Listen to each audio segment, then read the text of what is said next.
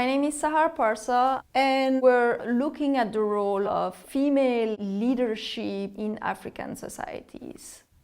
So I actually want to tell the story of Madame Yoko. At the death of her third husband, she becomes the queen of Seneun, where after very few years, she actually put together a number of chiefdom and becomes the ruler of the Pamende. She finally becomes a paramount chief as well until her death.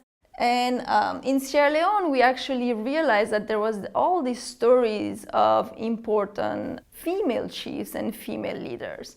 And while we were there, we actually realized that there were still today a number of very important paramount chiefs.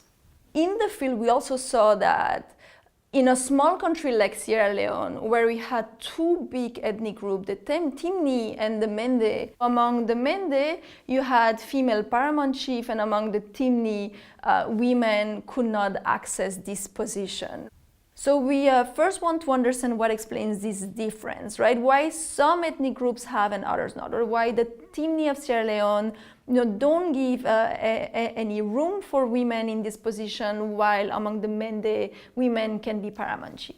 Then we want actually to understand better how these traditional position of authority are actually interacting with women empowerment. At this local level, where the central formal state don't reach very well, the power is very much held by these traditional institutions. If the power is in the hand of the village head, and if village heads are always male, and if a woman has an issue because she just lost her husband and she doesn't know what to do with her land, it might be taken away from her. The question is, how is her right really represented in the middle of this? An important aspect of our study is going to look at the extent in which these informal positions are going to influence the formal positions, the interactions between the two, and for that we very much needed to put together a database